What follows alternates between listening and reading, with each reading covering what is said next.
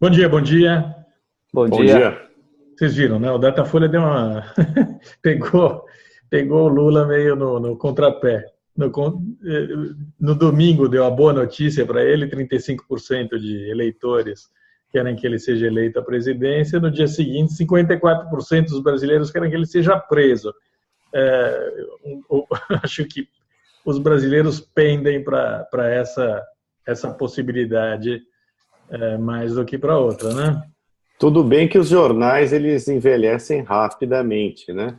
Mas a esperança de que a gente esquecesse o resultado de ontem com a notícia de hoje, não dá, né? Evidentemente tem alguma coisa errada, Tem ou alguma com a coisa. cabeça dos brasileiros, o que não é improvável, né? Ou com a pesquisa, porque ontem mesmo a própria pesquisa trazia dados muito conflitantes, né? Por exemplo, mais de 80% dos brasileiros. Diogo, do que se trata isso? Eu tô tentando tirar essa lâmpada daqui. É meio difícil conversar com o seu umbigo. Com o meu umbigo eu converso, com o seu umbigo já fica difícil. Eu tô te ouvindo. É, mais de 80% dos brasileiros, né, acham importante que um candidato à presidência não tenha nenhum tipo de rabo preso com a Lava Jato, que não é o caso do Lula.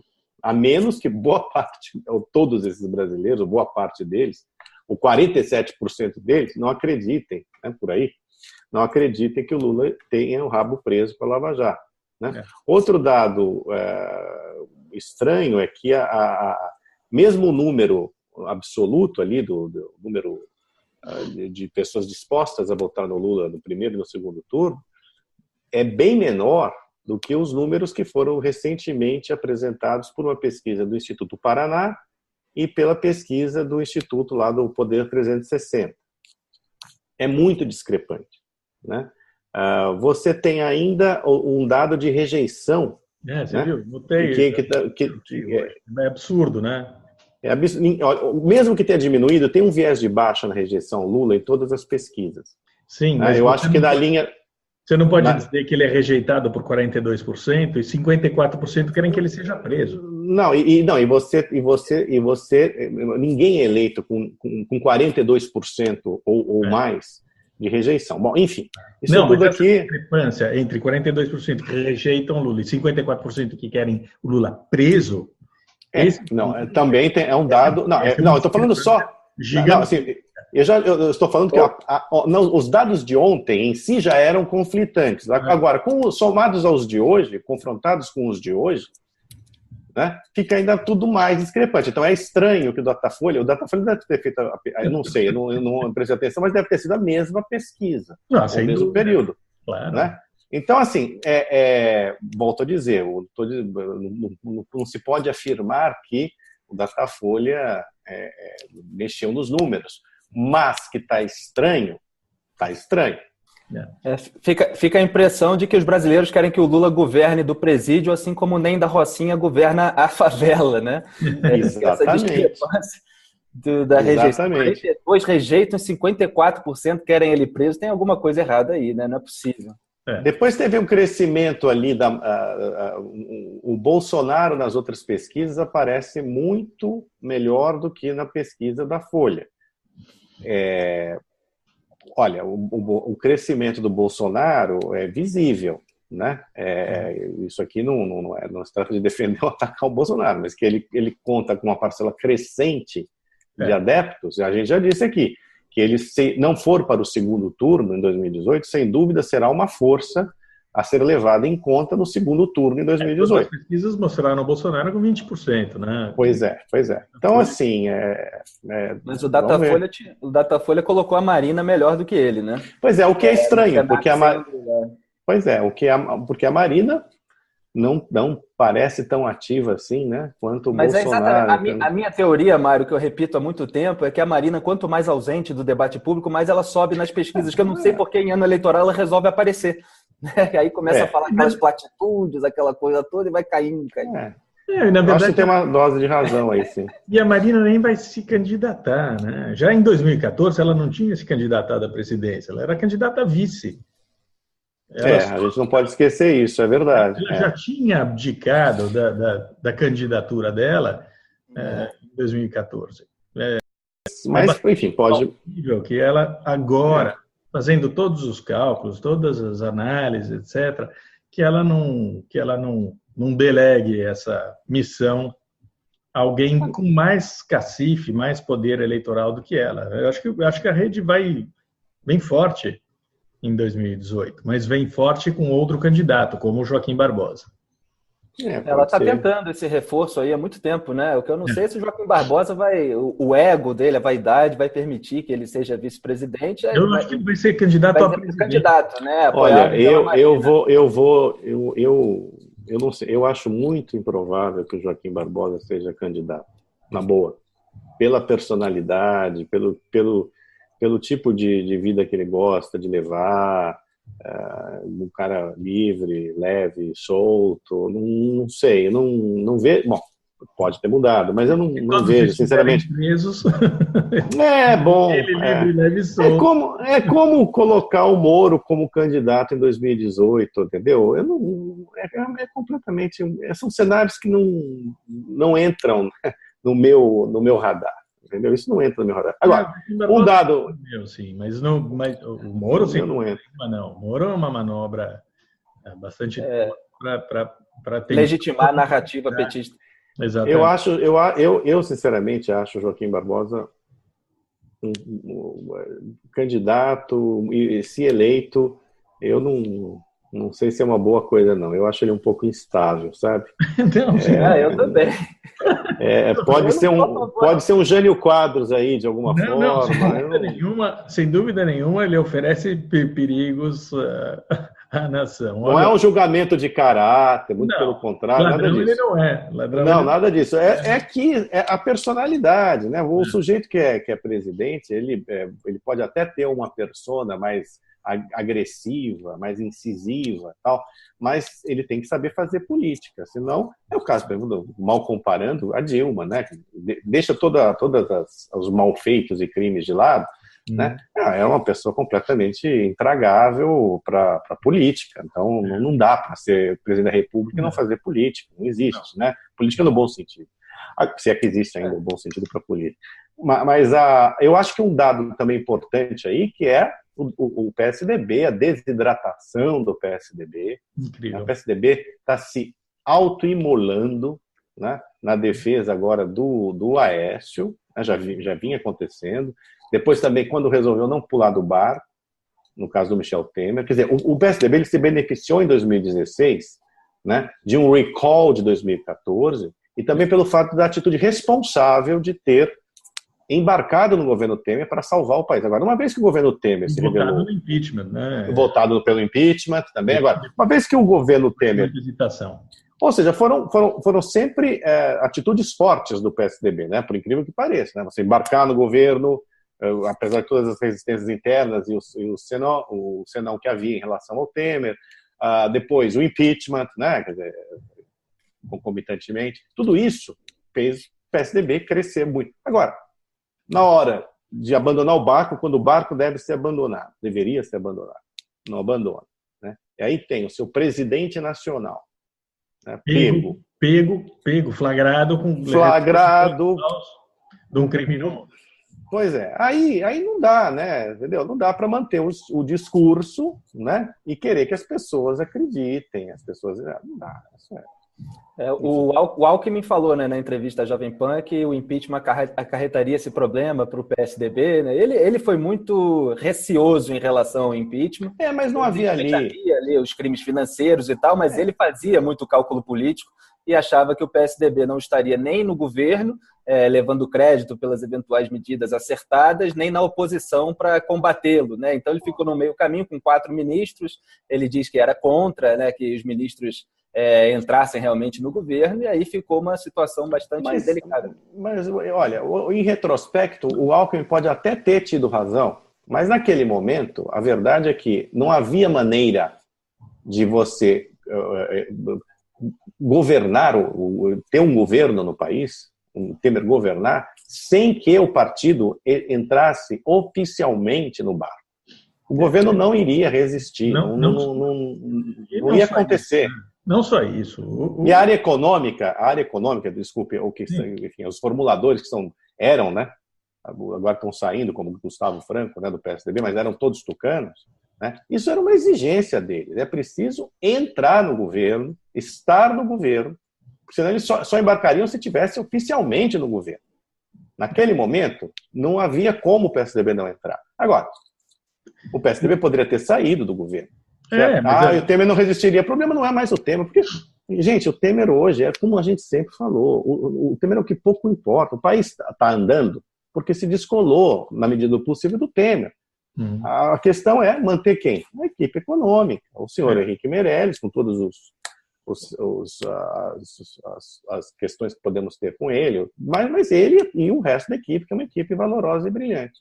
O PSDB não teria resistido de qualquer maneira ao espetáculo de mala de... Do Aécio, claro que não. Do Aécio Neves. Então, quem quer ter alguma perspectiva eleitoral de fato em 2018 tem de pular fora do partido. Na verdade, o PSDB devia ter sido extinto junto com o PMDB, junto com o PT, junto com o PP. Essa seria mas se tivesse, talvez... as investigações da Lava Jato.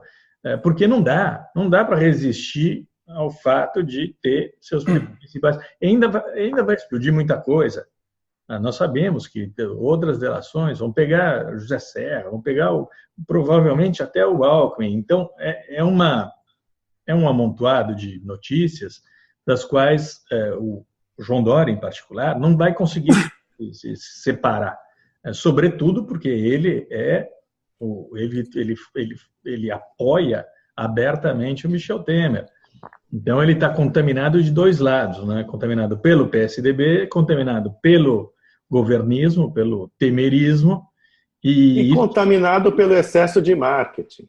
Porque também isso é uma coisa, as pessoas, isso tudo que veio à tona nos últimos anos, né? Você tem razão. Toda essa corrupção, que boa parte dela entrou via marketing político, né, por marqueteiros, isso tudo foi cansando as pessoas. Quer dizer, as pessoas perceberam que tudo era uma embrulha, uma empulhação, exato, entendeu? E aí vem um sujeito que continua, faz marketing dia e noite. Eu vi uma coisa que me deixou realmente espantado, que foi assim, ele filmando uma reunião dele com os secretários, mas ele fora da reunião, dizendo, olha, estamos trabalhando, são 10 da noite, véspera de feriado, acho que era 6 de setembro, e nós estamos aqui trabalhando. Pô, cara, você não devia estar filmando nada. Se você está trabalhando, vai trabalhar, né, amigão?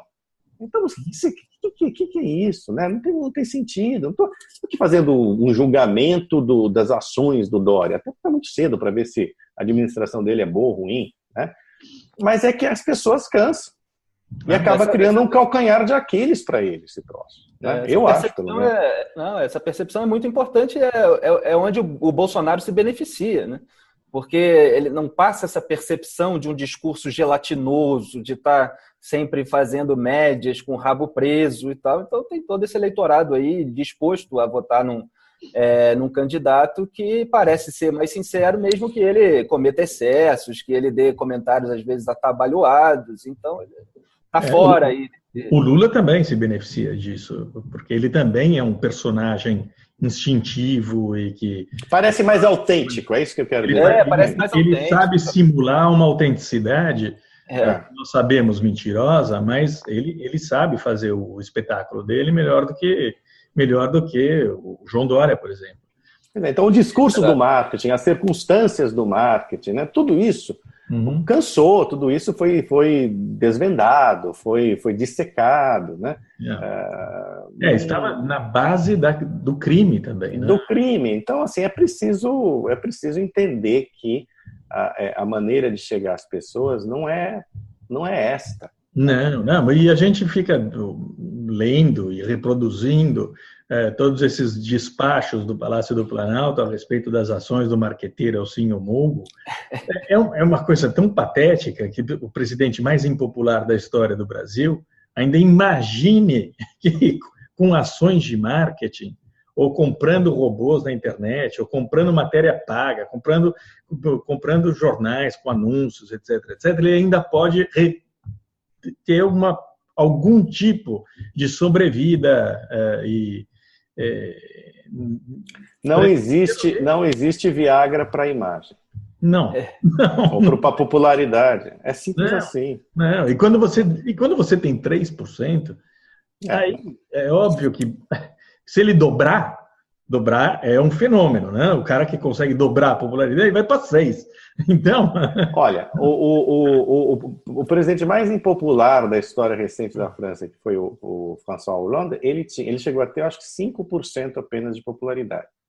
Quando houve o atentado do Charlie Hebdo e meses depois o grande atentado em Paris, né, ele teve um aumento na popularidade, né? Mas eu acho que, olha, se eu não me engano, foi para, assim, no máximo 10, 12, uma coisa assim, o que é extraordinário para alguém que tinha 5, dobrou, né? Ou quase triplicou, né? Mas mesmo assim, não o tornou um presidente popular, muito longe disso, né? De fato, não existe essa todo esse pessoal chegou ao poder com base na engambelação, né? Então eles acreditam que quando estão acuados também possam sair pela engambelação, né? O Lula consegue, talvez, porque ele tem essa capacidade, como o Diogo diz, de simular autenticidade, mas a saída é pela sinceridade que eles não têm e que eles não podem nem ter, né? Porque esses números do Lula, eles teriam que entregar o que eles fizeram. Esses números do Lula que eu citei hoje de manhã são espantosos, porque a discrepância, para usar a expressão do Mário, entre o Brasil do Sudeste, o Brasil do Nordeste, ou o Brasil escolarizado e o Brasil analfabeto, acho que nunca foi tão gritante, né, quanto nesse caso. Mas eu tenho uma leitura aí para isso, viu? No caso do Nordeste, eu acho que, pelas características ali da região, tudo mais, o que você tem ali é uma falta de informação maior do que no Sudeste, isso é evidente, mas também uma falta de opção. Porque quando o Lula fez a tal caravana no Nordeste, não vamos esquecer, foi um fracasso. Um fracasso total, sem dúvida. Entendeu? Foi um fracasso total. Então, um nome que se apresente, que saiba conquistar aquela região, né, ou pelo menos atrair a atenção, é capaz de fato, liquidar o Lula ali. Entendeu? Que não surgiu esse nome. Nos últimos 15 anos. Que a questão... Como? Não surgiu nos últimos 15 anos. Não, surgiu nos últimos 15 anos. Nome capaz de fazer frente ao PT no Nordeste. Esses dados, só para os ouvintes saberem, são 69% dos eleitores com curso superior querem ver o Lula preso, e aqueles com nível fundamental, o número despenca para 37%. Quer dizer, o número próximo aí da aceitação do Lula é o número de pessoas menos alfabetizadas, né? Como a gente suspeita há muitos anos. Menos informadas. Precisam ser conquistadas, e o PSDB não entende de povo, né? Como está lá no site hoje, sempre teve uma dificuldade imensa de se comunicar com essa parte do eleitorado. Claro, e no total, 54% dos brasileiros querem ver o Lula na cadeia. Quer dizer, não é que eles queiram ver o Lula derrotado nas eleições. Eles querem ver, 54% querem ver o Lula preso. É um número muito grande, considerando esse... O que só mostra a falta de talento ou habilidade, o que quer que seja, dos políticos, dos outros políticos. Porque você ter um sujeito que a maioria, mais da metade da população, em algumas regiões isso ultrapassa 60%, como no caso do Sudeste e do Sul, quer ver o Lula na cadeia. E esse mesmo sujeito, independentemente aí do número que se tem, do Datafolha, do Paraná ou do qualquer outro instituto, ainda está à frente dos outros, né? Claro. Do candidato nas intenções de voto para 2018. Isso mostra, não mostra apenas a força do Lula, mostra, eu acho que principalmente a fraqueza do sistema e dos outros políticos.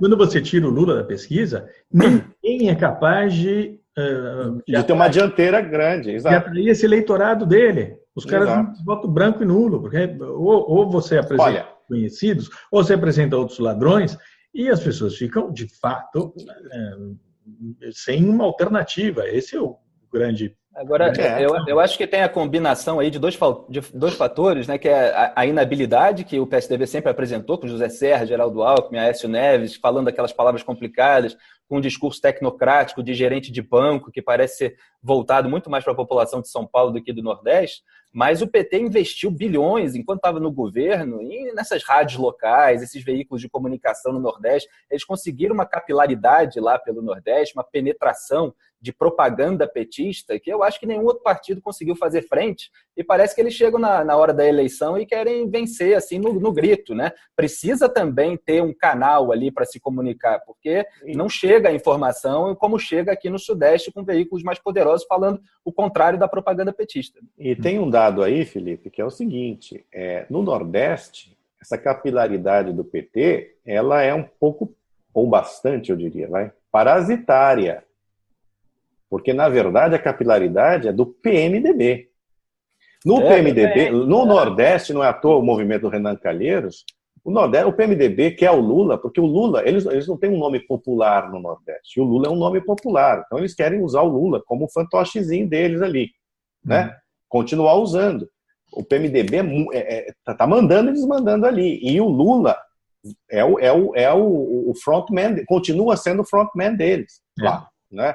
Então, é uma situação, de fato, esquizofrênica, né? Essa que a gente vive hoje. O império do Sarney, o império do Renan ali. Jair Barbalho, são todos eles, sem dúvida. Exatamente. Todos com Lula. Né? Todos eles com Lula. E a gente, e o país não. O país quer ver esse cara na cadeia, quer ver todos os outros na cadeia também, né?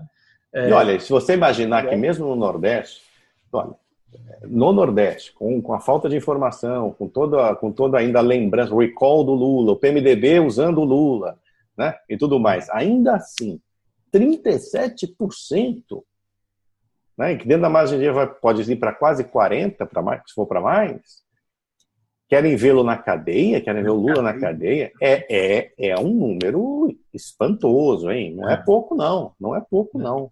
Não. Esse dado aí tem de ser agora, tem de entrar em todas as considerações políticas e espero que tenha uma repercussão até mesmo no STF e tudo mais, né?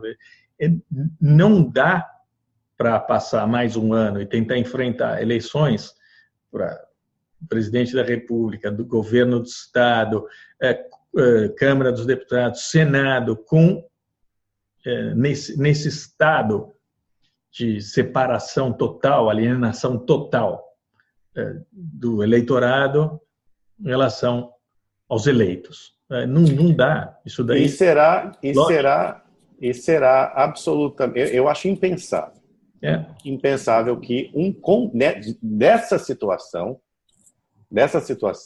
né, resulte um condenado candidato ou até mesmo eleito presidente da República. Aí já tem gente dizendo que não vai aceitar, né? Tem gente dizendo que não vai aceitar. Tem 50% da população que diz que não aceita de jeito nenhum. Que quer ter esse cara na cadeia.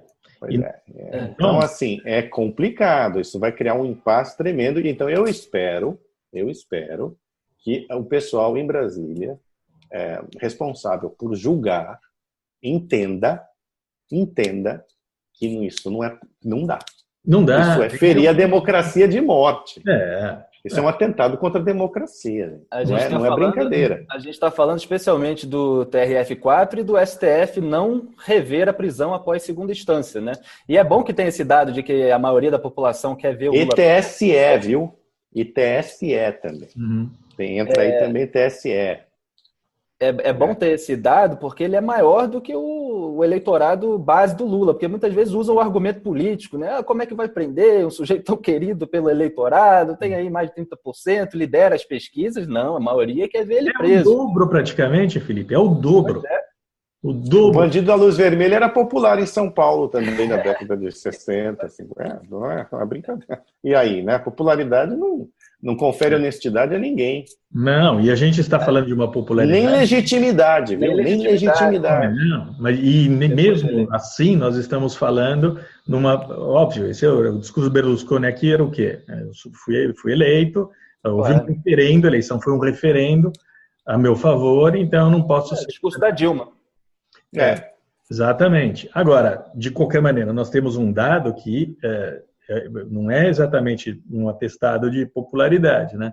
Quando você tem 30, 35, 26, tanto faz, de intenção de voto, e do outro lado 54, 60% de pessoas querem vê-lo preso, tem uma desproporção aí também muito grande. E esse nossa turma, porque a nossa turma é desses 54% que quer vê-lo preso, não vai aceitar nenhum golpe na democracia, porque é impensável. Como disse, é impensável. Tem que haver manifestação, aquela coisa toda também.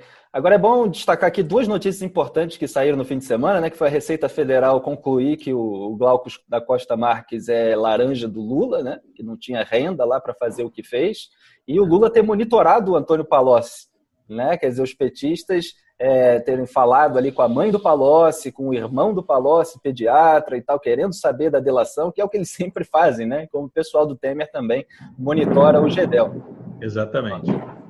É verdade. Deu uma trovoada aqui em São Paulo. Aqui também. Tempo paulista aqui. Aqui está um tremendo sol. Mas não tem essa monitoração de potenciais delatores, é um movimento, né, típico de máfia, né? Eu fico assim, olha que eu lembro o Renato Duque perguntando que país é esse. A resposta vai ser dada nos próximos meses. Agora, assim, realmente 2018 não será, só será uma panaceia se essa gente toda for eliminada do panorama, né? Ou pelo menos boa parte dela. Senão o país continuará... E é o que espera a maioria da população. E eu espero que a maioria da população também haja nesse sentido, né? Porque senão, se não agir, a culpa é sempre do eleitor. Agora, a responsabilidade. A população quer um novo, mas quer com experiência, né? Aí tem que tomar cuidado para não ser também esquizofrênico, né? Não querer... O novo talvez não tenha tanta experiência, pelo menos na área política, né? Talvez eu acho fundamental. Possa juntar o novo com uma experiência. E o novo pelo novo... O fundamental é tirar o foro privilegiado dos bandidos. Eu acho que tirando o foro privilegiado dos bandidos, a gente já conquistou alguma coisa. Vão entrar novos bandidos, mas aqueles que estão, neste momento, usufruindo, gozando do foro, se perderem esse privilégio, a gente já conquistou alguma coisa. Aliás, o Alexandre de Moraes está devolvendo, né, a ação para o plenário, né? Vamos ver. Vamos ver. É isso aí. Até quarta. É isso. Tchau, tchau. Abraço. Abraço.